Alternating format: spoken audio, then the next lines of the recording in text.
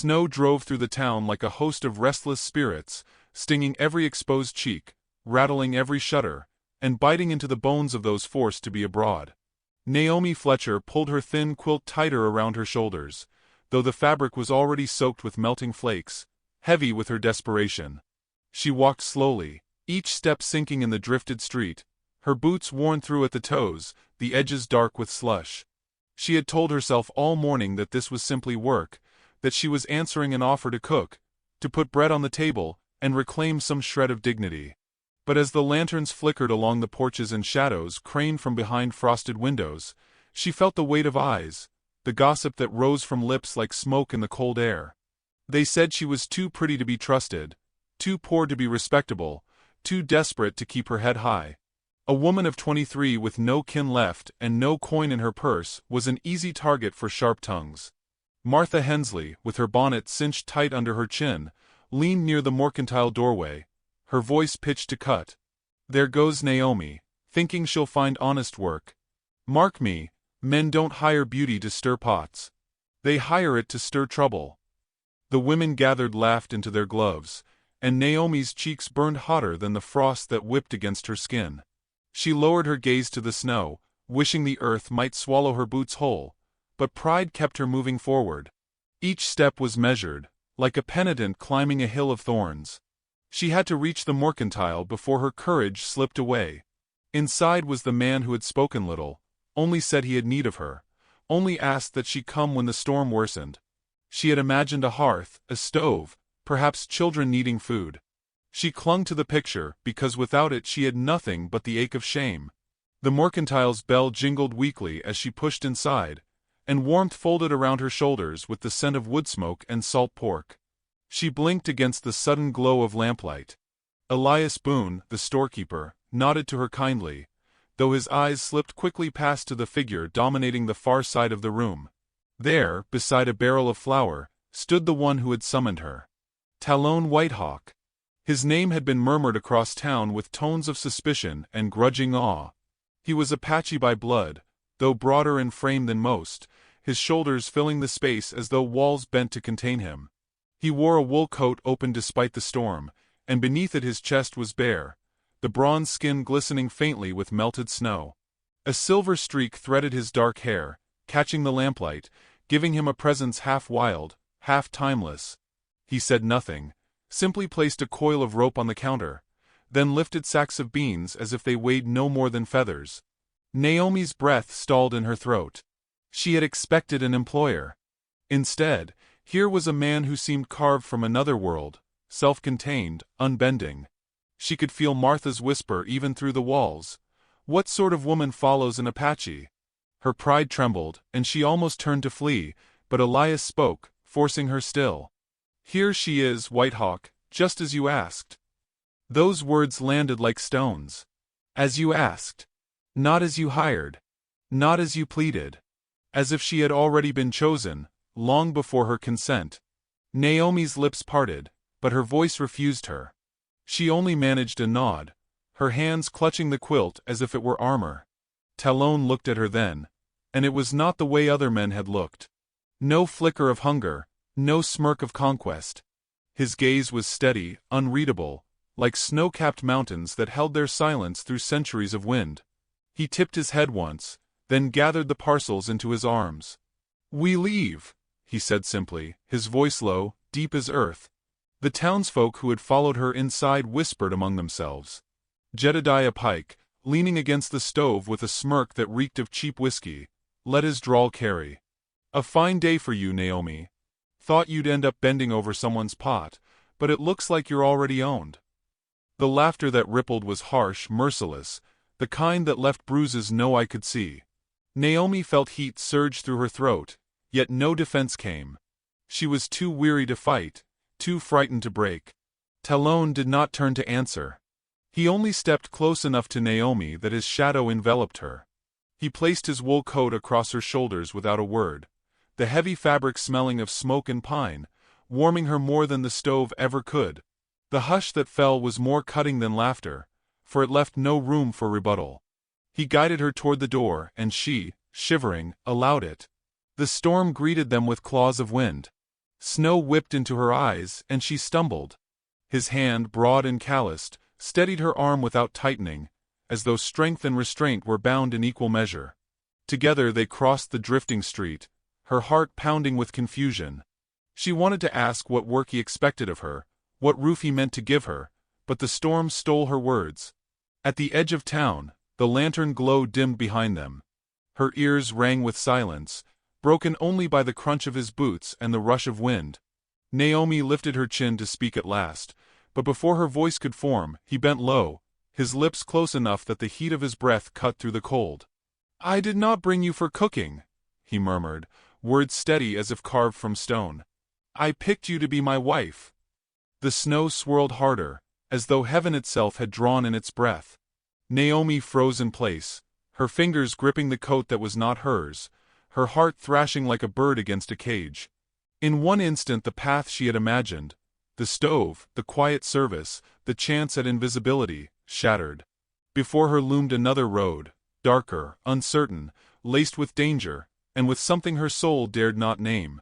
And in the storm's howl, she knew the world would never see her as the same Naomi Fletcher again. The words clung to Naomi like frost. "I picked you to be my wife." They echoed through the storm until her breath came sharp and shallow. She had expected a bargain of labor, not a vow that bound. The snowflakes caught in her lashes blurred the world, but the sound of his voice remained clear, steady, unyielding. She tried to laugh it off, but the sound snagged in her throat, brittle as glass. Her shame swelled as though it had a heartbeat of its own. Every whispered insult she had endured since girlhood returned. Poor girl, too pretty for her own good, never meant to last, cast aside by every chance at respectability.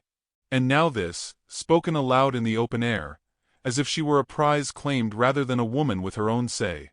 Her steps faltered, and she nearly let the snow take her down. Talon's hand caught her elbow. He steadied her without looking down, without apology, simply continuing toward the cabin road, as though her weight was part of the storm he bore. She wanted to scream at him, to demand what right he had, yet the words dissolved before the iron of his silence. It was not cruelty, it was a certainty that left no space for protest. By the time they reached the edge of his land, her cheeks burned from cold and from humiliation.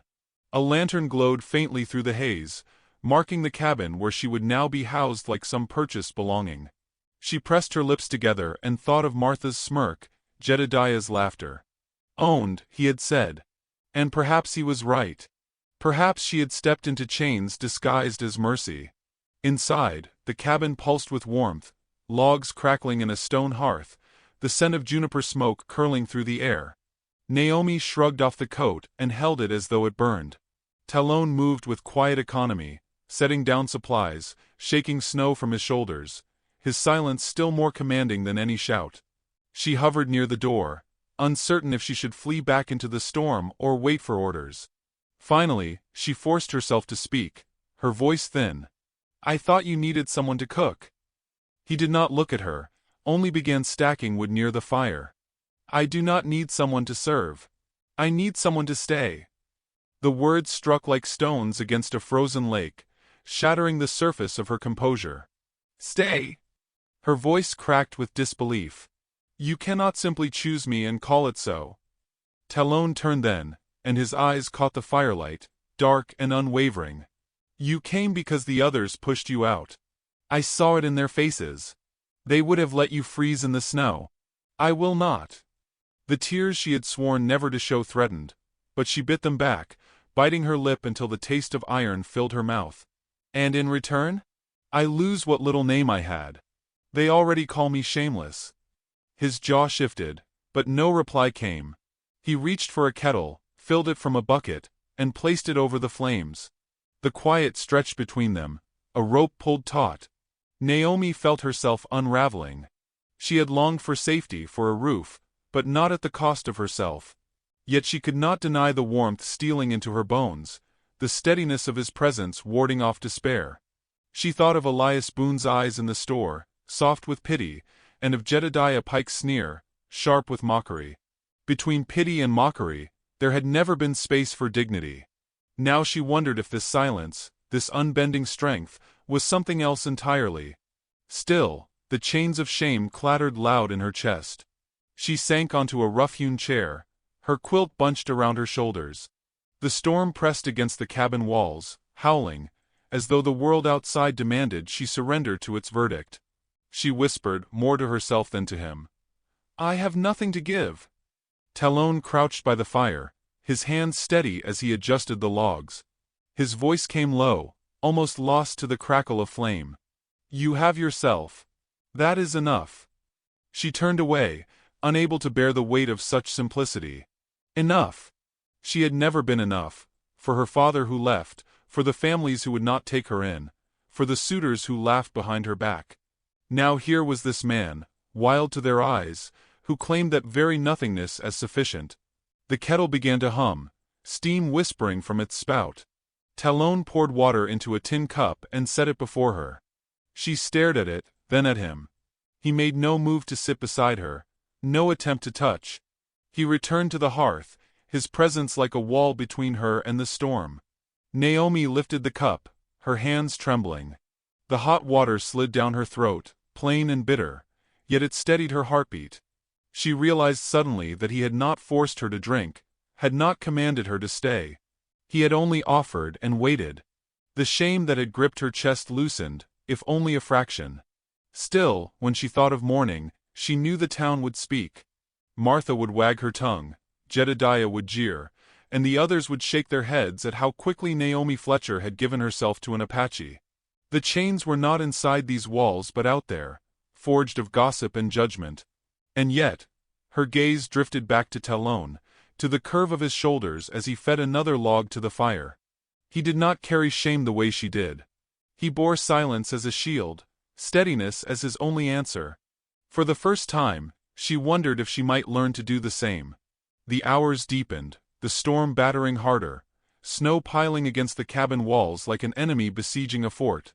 Naomi lay awake on the cot he had given her, her thoughts a restless tide. She expected him to reach for her, to claim what he had named. But the room remained still, his presence near the fire unwavering. She listened to the steady rhythm of his movements, each shift of the log, each breath like a sentinel keeping watch. Her shame still clung, yet beneath it flickered a strange ember, a question she dared not name, but could not extinguish. What if his choice was not possession, but something harder, something she had never been granted before?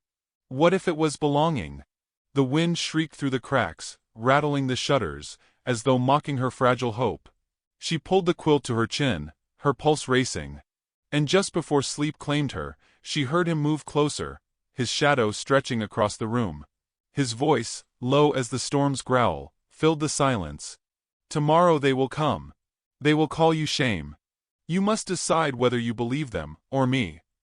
The words lodged in her chest like an arrow, sharp, unavoidable, leaving her trembling in the dark, caught between the world's verdict and his vow.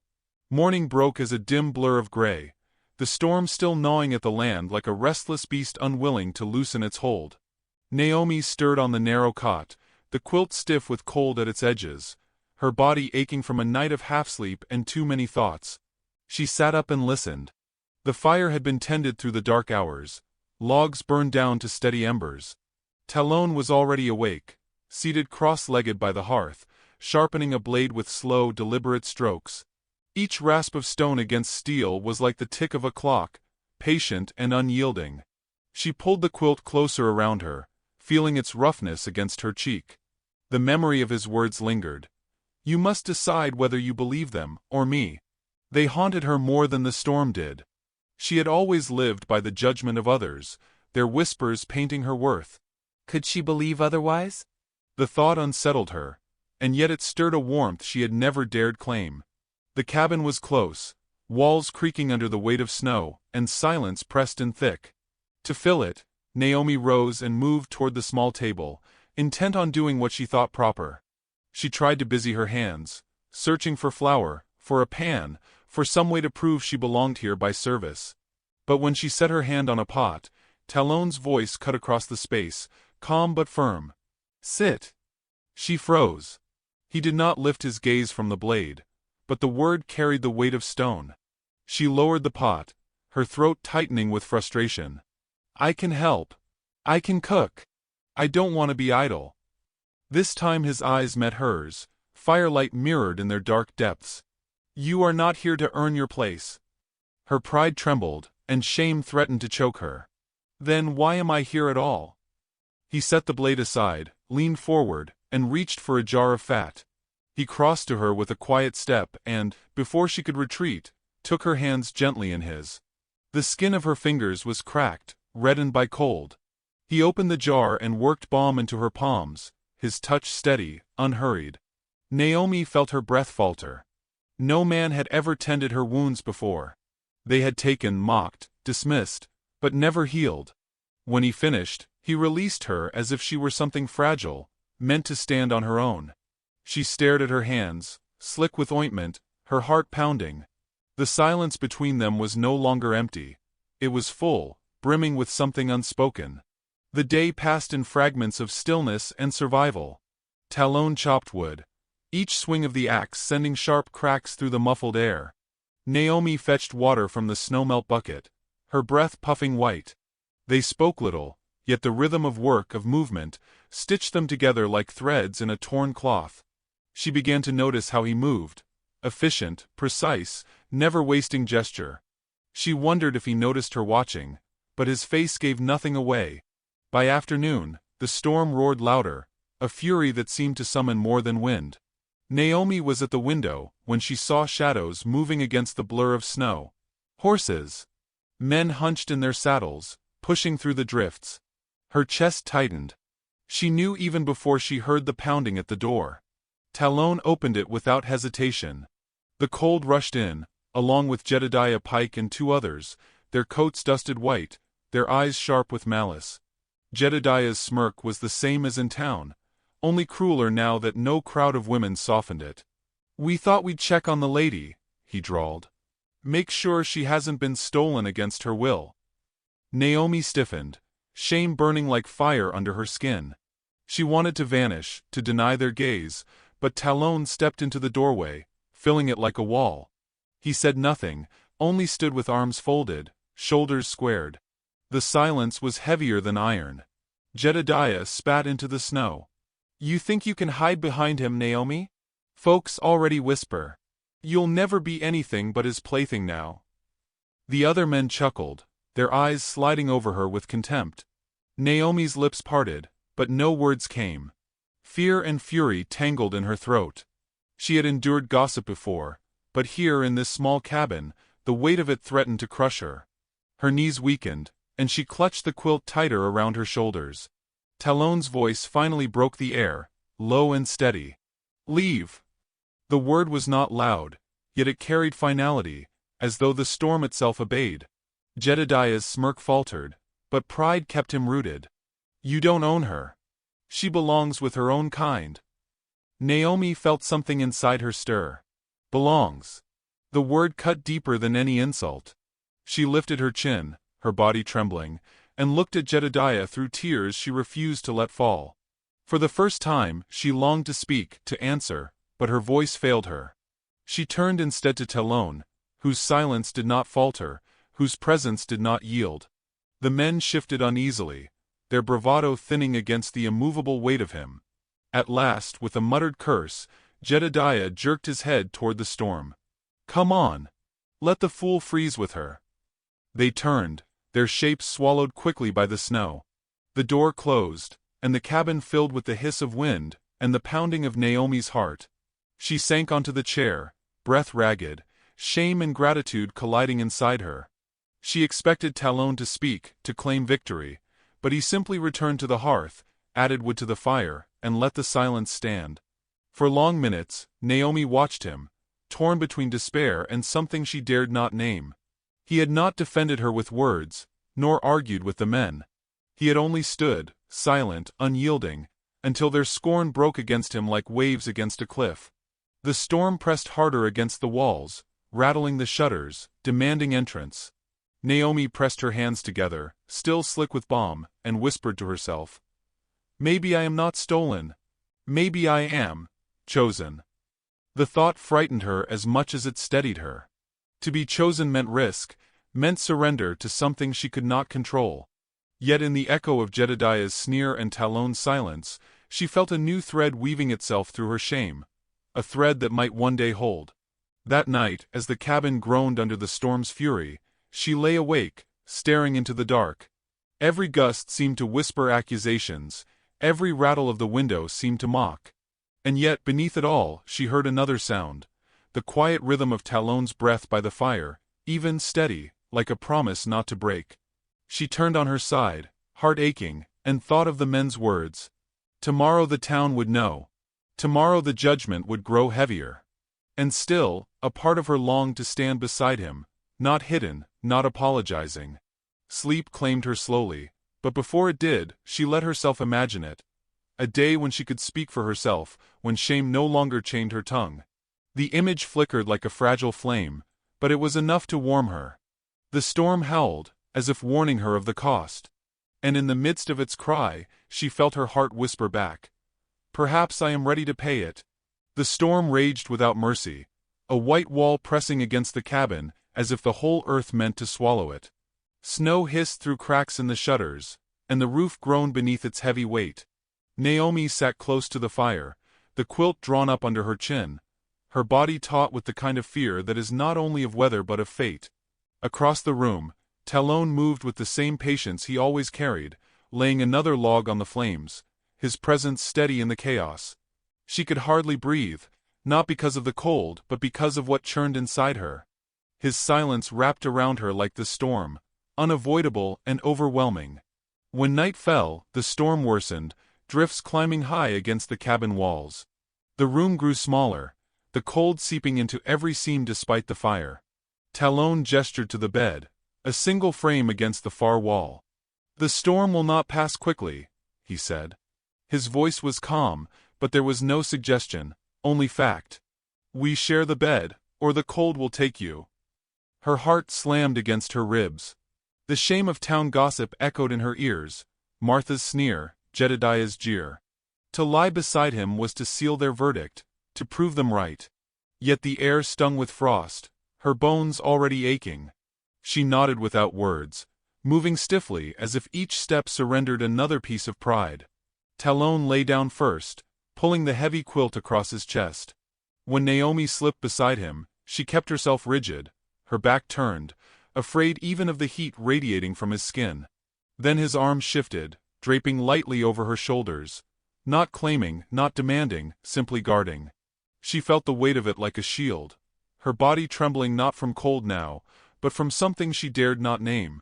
In that silence, pressed between storm and fire, she slept deeper than she had in years. She woke at dawn to a quiet that was almost worse. The storm had not ended. It had deepened, the drifts now burying the lower windows. Talon was already outside, shoveling paths with methodical force, his bare arms glistening with frost.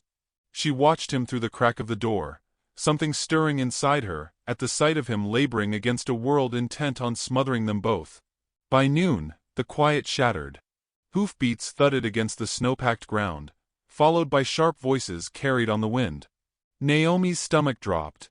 She knew before she saw them, Jedediah Pike and others, faces red with cold and rage, pushing through the storm to reach the cabin. Talon stepped inside, eyes narrowed but calm, as if he had expected them all along. The men burst through without waiting, their boots pounding on the wooden floor, the cold sweeping in behind them. Jedediah pointed at Naomi with a gloved hand, his voice thick with scorn. "You've gone too far, White Hawk. Taking her out here, keeping her like some trinket. You think the town will let that stand?" Naomi's throat tightened. She wanted to answer, to deny, to defend, but her voice fled. She felt smaller than the snowflakes still clinging to Jedediah's shoulders. Talon moved between her and the men, his chest bare under his coat, the firelight catching on his skin. He did not raise his voice, only said, "She is not yours to judge." The words did not satisfy. The men pressed closer, anger stiffening their movements. "She belongs with us," another spat. "Not hidden with an Apache." Something inside Naomi broke. Belongs. Always that word, shackling her, defining her by others. She could not bear it again. Her knees trembled, but she stood, stepping out from behind Talon's shadow. Her voice cracked, Yet it carried. I do not belong to you. And I am not hidden. I am here because I choose to be. The room went still. The storm outside howled, but inside only her words seemed to echo. Jedediah's sneer faltered, his bluster caught off guard by the sight of her standing tall, chin lifted, though her hands trembled against the quilt. Talon's eyes flicked to her, and for the first time she saw something shift there, fire softening into pride. He did not speak, because she had spoken for herself. That silence was a gift, and she took it. The men muttered, restless, their bravado wilting in the heat of her defiance, and the cold certainty of Talon's stance. Jedediah spat into the fire, his voice sharp but weaker now. You'll regret it, girl. You'll regret siding with him against your own. Then he turned, shoving the door open, letting the storm scream in. The men followed, swallowed by the blizzard. Naomi's breath rushed from her chest in shudders. She sank into the chair, her legs no longer strong enough to hold her. The room felt heavier now, though the men were gone. Talon returned to the fire, adding another log with quiet precision, as though nothing extraordinary had happened. She pressed her hands to her face, hot with shame and triumph tangled together. She had spoken, truly spoken, for the first time in years. And though fear lingered, another feeling rose beneath it. Something like dignity, something like strength. She dared to lower her hands and look at him. His gaze met hers across the flickering firelight, steady, certain, and she felt her chest tighten with a strange, unshakable clarity. The storm battered the walls, relentless, but inside the cabin something had shifted forever. She was no longer merely a woman carried by the wind of others' judgments. She was a flame, small but alive, refusing to be smothered. Night crept in again, the snow still raging, but the silence between them was no longer a burden. It was a bond, fragile but real. Naomi lay once more beside him, this time not rigid but trembling with the weight of change. His arm came around her again, and she did not shrink away. Her breath steadied, matched to his, until the storm's roar faded to a distant hum. But even as sleep reached for her, a whisper of fear curled inside. The town would not forget. Their judgment would not stop.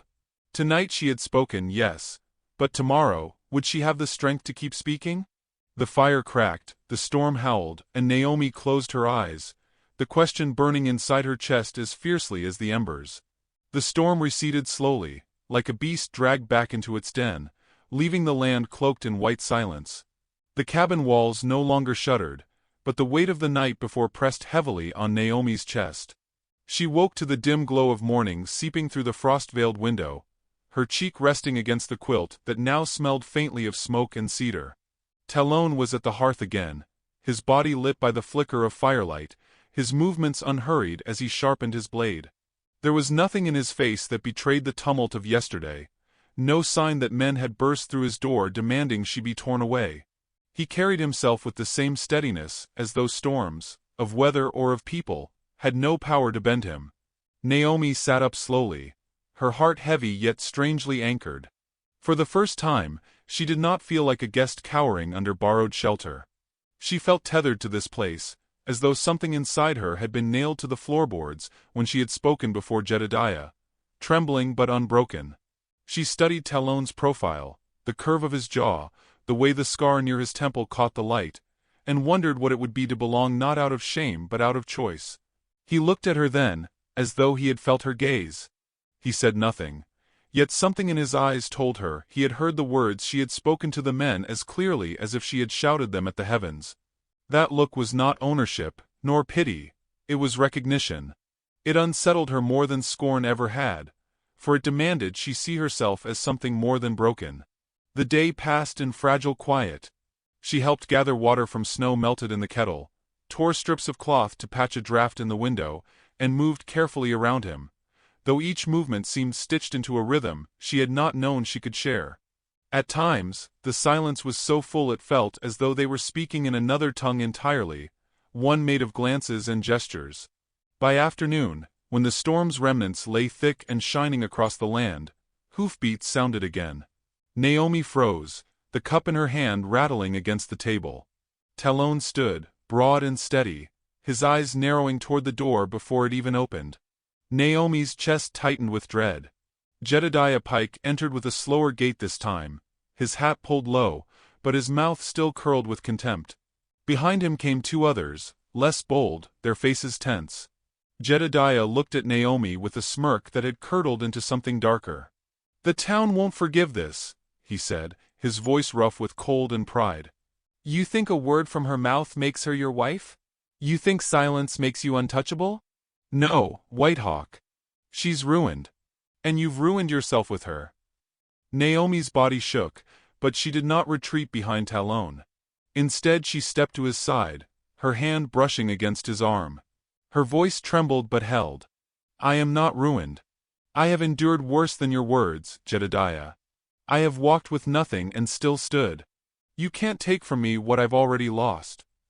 Jedediah's eyes narrowed, but before he could retort, Talon spoke, his voice low, measured. "You come here to shame us, but it is you who leaves with nothing. The storm proved us stronger. You only bring wind that cannot shake these walls." The men shifted uneasily. One muttered, urging Jedediah to let it be, but he snarled, his pride wounded beyond reason. "You think you've won because she mouths defiance? She'll starve here, she'll rot in your silence." His hand twitched as though to reach for the knife at his belt. Naomi's breath caught. She had seen violence before, the cruelty of men who lashed out when their pride was cut. But before fear could chain her, she found her voice.